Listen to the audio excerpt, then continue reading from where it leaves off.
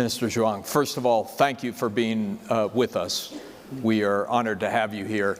I come from the United States, where national planning sometimes seems like it doesn't extend beyond the next presidential tweet. So I am amazed to have been in conversations over the last 24 hours about the deep detail of planning that the Chinese government undertakes. I wonder if you could talk a little bit about that process and tell us, for starters, what your top priorities are as the chief planner of the Ministry of Natural Resources. Okay.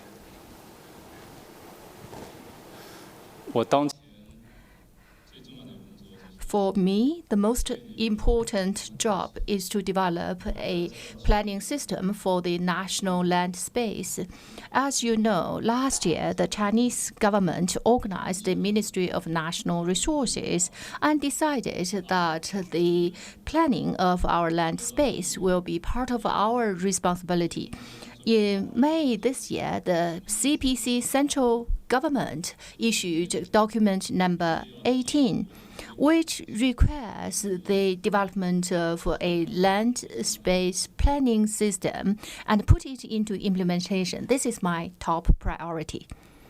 And can you talk about how sustainable development, which is the issue we've been talking about here for the last 2 days, figures into your land space planning process?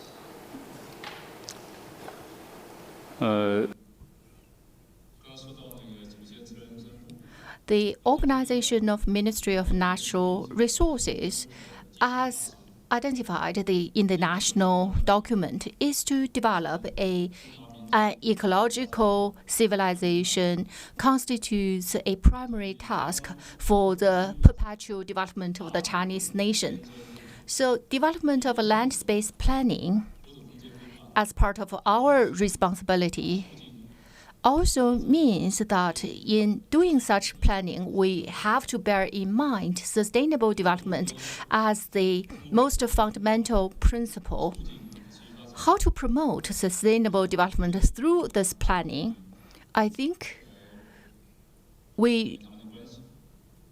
I would like to make the following points. First,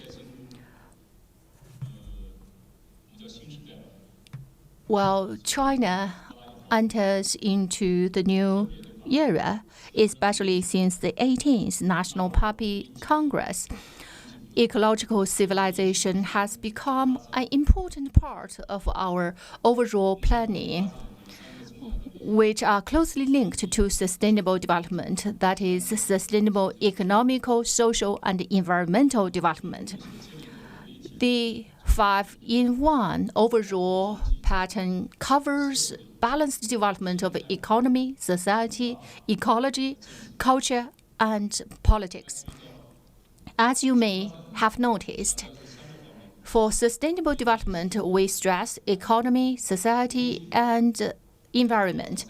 For the 5-in-1 progress, besides the 3, we also stress cultural and political progress. Furthermore, in the field of environment, we used the word ecology or ecological civilization. So I think it is fair to say that the 5-in-1 progress is aligned with sustainable development, but with Chinese characteristics. Culturally, it focuses more on human beings' behaviors. In terms of politics, we stress the significance of governance. We stress that for any system, we have to have workable policies with toolboxes. And so while we produce a plan on the national land space, we will have to consider the progresses that have to be achieved in 5 different areas, which incorporate the concept of sustainable development. Second, the planning has to be future-oriented. In other words, we have to have new development concept that is suited to future development, and we focus on 5 concepts of development. The first one is innovation. the purpose of which is to change the old model of scale-based development. Instead, we must stress the role of science and innovation. Second development concept is coordination across regions, including coordination between different interest groups. And the third concept is green, which is very important. In my view, traditional industrial development has, to a large extent, neglected the question of natural resources and environment. Even some major economic theory didn't take environmental constraint as a condition in their analysis. But now we have to change that. We have to stress green development, which is revolutionary and which is an aspect that we have to prioritize in the planning process. We need to identify a green style of living, way of living, and green production. Furthermore, is opening up. China firmly promote globalization. In our view, globalization must be irreversible. So opening up or openness is an aspect that we have to consider in the planning. And the fifth one is sharing. The development results must be shared, and the development have to be joined by all the people. It is a process of sharing. That's a very good description at an abstract level of the planning process. I wonder if you could give us an example of how you, because those are a lot of different concerns to be taking into account at the same time. I wonder if you could give us an example, perhaps from your experience in Shanghai, on how the environment figured into the planning process.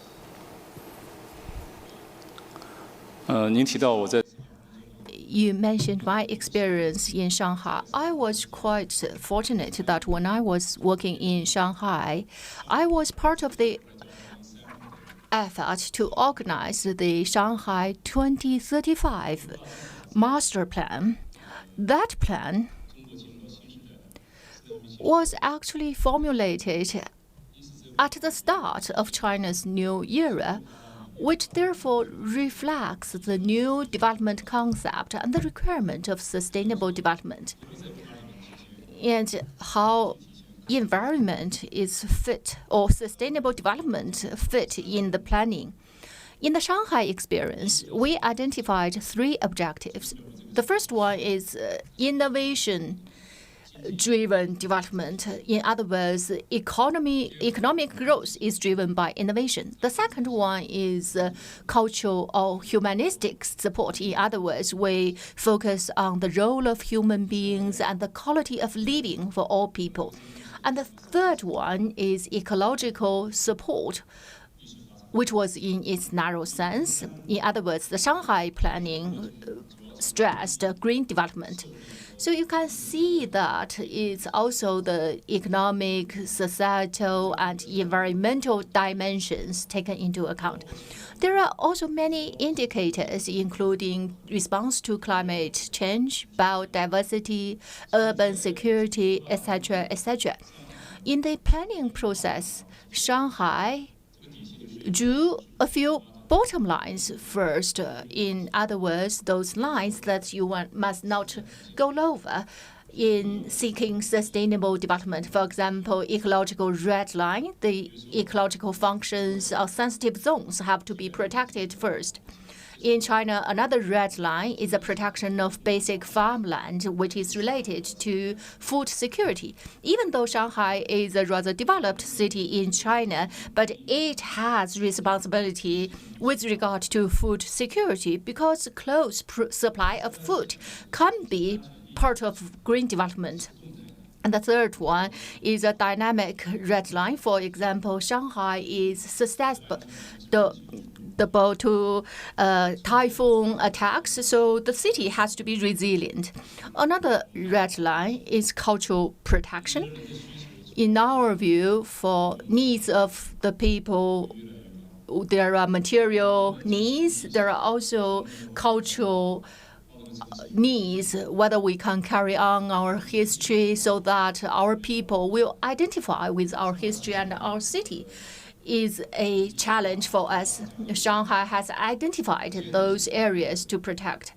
We say saying that Shanghai is a city where the buildings are there for you to read, and the streets are there for you to wander and enjoy the culture and the tradition.